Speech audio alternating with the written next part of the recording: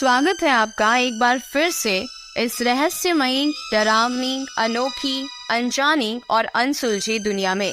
क्या आप भूतों में विश्वास करते हैं? क्या आपने भी कभी भूतों को देखा है? क्या भूत सच में होते हैं? अगर वाकई भूत होते हैं तो वो कैसे दिखते हैं? क्या भूतों के पास सिर्फ एक सफेद साड़ी होती है पहनने के लिए? आखिर कहाँ रहते हैं ये भूत? भूत, पिशाच, चुड़ैल, डायन, आत्माएं, इन सब से जुड़ी बहुत सी सच्ची और रहस्यमयी घटनाएं आपने कभी न कभी जरूर सुनी होगी। ऐसे ही बहुत सी रहस्यमयी भूतिया कहानियां मैं आपको अक्सर सुनाती हूँ। तो आज की भी हमारी कहानी ऐसे ही एक भूतिया घटना पर आधारित है। तो दिल थाम कर बैठिए, अब मैं आपको ले चलती हूँ उस भूतिया दुनिया में। तो क्या आप तैयार हैं? तो चलिए चलते हैं उस दुनिया में और कहानी की शुरुआत करते हैं। जिन्न की आत्मा। हम जब कॉलेज में आए थे तब दीपक की सगाई हो गई थी। उसके मंगेतर का नाम था हीना। वो उससे बहुत प्यार करता था। वो दोनों रात भर मोबाइल पर बातें करते रहते। एक दिन की बात है, उसने मुझे बताया कि वो उसकी मंगेतर से रात को बात कर रहा था। दीपक ने उसकी मंगेतर को मिलने के लिए बोला तो उसकी मंगेतर बदली हुई आवाज में बोली, तू ज्यादा मत बोल वरना तेरे को वहीं दफन कर दूंगी। दीपक एक बार को ये सुनकर चौंक गया। फिर उसने सोचा वो शायद मजाक कर रही होगी। फिर दीपक भी उसे मजाक में बोला, क्या कर लेगी तू मेरा, चल देखते हैं। तो वो फिर बोली, आज रात देख तेरे साथ क्या होता है। ये कहकर उसने मोबाइल रख दिया। अगली सुबह जब दीपक मुझसे मिला तो अपनी कल रात की बातें बताने लगा। उसने मुझे रात को फोन वाली बात बताई और उस रात उसके साथ जो हुआ उसने मुझे ये भी बताया। उसने बताया कि रात को 1-2 बजे के आसपास अचानक उसकी नींद खुली और उसके सामने एक काला लंबी दाढ़ी वाला आदमी बैठा था। वो बोलने लगा, ले आ गया मैं, अब देख तेरे साथ क्या होता है। उसने दीपक का गला पकड़ लिया। उससे दीपक की सांसें रुक गई। काफी देर तक वो ऐसे ही दीपक का गला दबाता रहा। दीपक कुछ भी नहीं कर पा रहा था क्योंकि उसके हाथ बहुत मजबूत थे। दीपक अपने आप को छुड़ाने की कोशिश करता रहा लेकिन वो ऐसा नहीं कर पा रहा था और अचानक से कुछ देर बाद वो आदमी गायब हो गया। उसकी बातें सुनकर मुझे बड़ा आश्चर्य हुआ। ऐसा कैसे हो सकता है? उसके अगले दिन दीपक ने फिर अपनी मंगेतर से मोबाइल पर बात की और उसने बोला, कल रात तो मुझे क्या अनाप शनाप बोल रही थी। उसकी मंगेतर ने कहा, ऐसा कैसे हो सकता है, कल तो मैंने तुम्हें फोन ही नहीं किया। ये सुनकर दीपक के रोंगटे खड़े हो गए और उसने तुरंत फोन काट दिया। उसी वक्त दीपक ने मुझे फोन किया कि उसकी मंगेतर की तबीयत खराब है और कल उसके घर पर चलना है। अगले दिन हम दोनों तैयार होकर दीपक की मंगेतर के घर चले गए। वहाँ हमने दरवाजा खटखटाया तो उसकी मंगेतर सामने खड़ी थी और बदली हुई आदमी की आवाज में बोल रही थी, तू फिर आ गया ना, तूने अगर अंदर कदम रखा तो यही तेरी अर्थी निकाल दूंगा। दीपक बोला, ये क्या बोल रही हो तुम?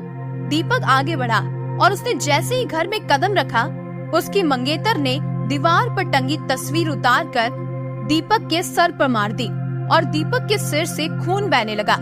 दीपक के ससुर और सालों ने उसकी मंगेतर को पकड़कर बिठाया। फिर हीना के भाइयों ने दीपक के सर पर पट्टी बांधी। हीना के दादाजी ने बताया कि हीना को जिन का साया लग गया है। इस पर दीपक के ससुर ने उन्हें अपना मुंह बंद रखने को कहा। थोड़ी देर रुककर हम वहाँ से सीधे अस्पताल जाकर ढंग से पट्टी करवाने लगे। उसके अगले ही दिन मुझे दीपक का फिर से फोन आया कि हीना की तबीयत बहुत ज्यादा खराब है और वो अस्पताल में भर्ती है। दीपक ने बाइक निकाली और हम दोनों जल्दी से अस्पताल पहुँचे। वहाँ पर पहुँचते ही हमने डॉक्टर से हीना की हालत पूछी। उन्होंने बताया कि उसकी हालत बहुत नाजुक है। कौन सी बीमारी है वो पता नहीं चल पा रहा और उसके घर वालों को डॉक्टर ने दीपक को घर ले जाने को कहा। सभी हैरान थे कि ऐसी क्या बीमारी है जिसका इलाज डॉक्टर के पास भी नहीं है। फिर उसके घर वाले हीना को घर लेकर आ गए। हीना ने दीपक को बुलाया और कहा, मैं अब ज्यादा दिन जिंदा नहीं रह पाऊंगी और तुम किसी अच्छी लड़की को ढूंढकर उससे शादी कर लेना। ये सुनकर दीपक की आंखों में आंसू आ गए और वो कहने लगा, मैं तुम्हें मरने नहीं दूंगा। फिर हीना के दादाजी ने उसे एक बाबा जी के पास ले जाने को कहा। हम सब हीना को एक बाबा के पास लेकर गए। बाबा ने बताया कि इसे एक बुरे जिन्न ने पकड़ लिया है जिसकी वजह से वो इसके शरीर को नुकसान पहुंचा रहा है और अब बहुत देर हो चुकी है। बाबा ने बताया कि इसका सिर्फ एक ही इलाज है। यहाँ से 100 किलोमीटर दूर एक दरगाह है, वहाँ पर इसका इलाज हो सकता है। बाबा ने बताया कि इसके साथ सिर्फ वही इंसान जाएगा जिसे हीना सबसे ज्यादा चाहती है, और हाँ, ये बहुत जानलेवा हो सकता है। दीपक ने कहा, कोई बात नहीं, मैं जाऊंगा हीना के साथ। और रात के 2 बजे दीपक और हीना दोनों बाइक पर निकल पड़ते हैं। लेकिन आधे ही घंटे बाद किसी का फोन आता है और वो कहते हैं कि दीपक और हीना का एक्सीडेंट हो गया है और वो मारे गए हैं। चुड़ैल से हुआ सामना। आज से 2 साल पहले की बात है। मैं अपनी बाइक लेकर कोलकाता लॉन्ग राइड पर गया था। रास्ता 3 दिन का था, इसलिए मुझे पहले से ही होटल बुक करना पड़ता था। एक बार रास्ते में मुझे बहुत जोरों से भूख लगी, इसलिए मैंने अपनी बाइक को साइड में पार्क किया और पास में नाश्ते की दुकान पर जाकर 2 वड़ा पाव खा लिए। बाद में मैंने अपनी ट्रैवलिंग फिर से शुरू कर दी। कुछ समय बाद शाम को मुझे वॉशरूम जाना था। तभी मुझे पास में एक सुलभ शौचालय दिखाई दिया। वो शौचालय पुरुष का था। मैंने अपनी गाड़ी रोकी और मैं उस शौचालय के अंदर चला गया। तभी मुझे वहाँ पर किसी के पायल की आवाज सुनाई देने लगी। मुझे कुछ अजीब सा लगा। पुरुष के शौचालय में एक औरत कैसे हो सकती है? उसी समय वहाँ की लाइट चालू बंद होने लगी। मैं डर के मारे कांपने लगा। मेरे शरीर के रोंगटे खड़े हो गए। मैंने जोर से आवाज लगाई, कौन है? कौन है जो ये मजाक कर रहा है? बाहर निकलो, मैं तुम्हें छोड़ूंगा नहीं। थोड़ी देर बाद वहाँ सब ठीक हो गया। मैं जल्दी से बाहर निकलने की कोशिश कर रहा था, लेकिन वॉशरूम का दरवाजा खुल ही नहीं पा रहा था। मैंने चौकीदार को आवाज लगाई तो उसने आकर देखा तो दरवाजा बाहर से खुला था। फिर उसने आवाज लगाई, दरवाजा खुला है, आप थोड़ा धक्का दीजिए। मैंने धक्का लगाया तो दरवाजा खुल गया। मैंने उस चौकीदार को पैसे दिए और वो चौकीदार चला गया। 2-3 मिनट हुए और वापस से लाइट चालू बंद होने लगी और साथ में किसी औरत की जोर जोर से हंसने की आवाजें आने लगी। मुझे काफी ज्यादा डर लगने लगा। मैं जल्दी से अपना काम पटाकर बाहर निकलने की सोच रहा था, लेकिन मेरे पैर जैसे वहाँ जम गए थे। मुझे ऐसा लग रहा था जैसे मैं अपनी जगह से हिल ही नहीं पा रहा हूँ। मैंने अपनी पूरी ताकत लगाई और चलने की कोशिश की। जब मैंने बाहर आकर देखा तो देखा कि सुलभ शौचालय का मुख्य दरवाजा तो बंद था और उस पर काफी सारे जीव जंतु चिपके हुए थे। ये सारा खौफनाक दृश्य देखकर मेरे तो प्राण ही निकल गए। ऐसा महसूस होने लगा। मैं जोर जोर से रोने लगा। वहाँ पर काफी अंधेरा था और काफी दुर्गंध भी आ रही थी। मुझे लगा कि मैं यहाँ से बाहर कैसे निकल पाऊंगा। उसी वक्त मेरे सामने एक बड़ी बड़ी लाल आंखों वाली, लंबे बालों वाली भयानक औरत आकर खड़ी हो गई। उसे देखकर मेरे होश उड़ गए। मैं तुरंत ही दरवाजे की ओर दौड़ा, लेकिन घबराहट की वजह से मेरे पैर फिसल गए और मैं नीचे फर्श पर गिर पड़ा। पायल की आवाज कर रही वो भयानक औरत अब धीरे धीरे मेरी तरफ आ रही थी। उसे देखकर ऐसा लग रहा था जैसे आज मेरी जिंदगी का आखिरी दिन है। अब मैं बचने वाला नहीं हूँ।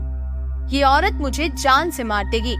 थोड़ी ही देर में वो औरत मेरे पास आकर बैठ गई और मुझे जानवरों की तरह सूंघने लगी। मुझे अपनी मौत साफ साफ दिखाई दे रही थी। फिर मैंने अपनी सारी हिम्मत लगाकर एक आखिरी कोशिश की और जोर लगाकर खड़ा हो गया और जोर जोर से उस दरवाजे को खोलने की कोशिश करने लगा। थोड़ी ही देर में वो दरवाजा अपने आप खुल गया और मैं बाहर भाग कर आ गया। जब मेरी नजर बाहर खड़े लोगों के सामने पड़ी तो मैंने देखा कि लोग मेरे सामने ऐसे देख रहे थे जैसे मैं कोई पागल खाने से भाग कर आया हूँ। लोग मुझे यहाँ तक बोलने लगे, पागल हो या पी कर आए हो? तभी वहाँ पर पास में खड़े एक आदमी ने मुझसे आकर पूछा, भाई तुम अंदर क्या कर रहे थे? मैंने कहा, अरे मैं वहाँ कोई घूमने नहीं गया था, वॉशरूम के लिए गया था। मेरी बात सुनकर उस भाई ने मुझसे कहा, तुम जरा पीछे मुड़कर तो देखो। मैंने जब उस आदमी की बात सुनकर पीछे मुड़कर देखा तो मेरे होश उड़ गए। वहाँ कोई शौचालय नहीं था, कोई वॉशरूम नहीं था, बल्कि वो एक खंडर जमीन थी। उस दिन मुझे ऐसा लगा जैसे मैं मौत के मुंह में जाकर वापस लौट आया हूँ। आज भी उस घटना को याद करके मेरी रूह कांप जाती है। तो कैसी लगी आपको ये कहानी? कहानी पसंद आई है तो वीडियो को लाइक और चैनल को सब्सक्राइब जरूर कीजिएगा। ऐसे ही और भी भूतिया रहस्यमय कहानियों को सुनने के लिए चैनल से जुड़े रहिएगा।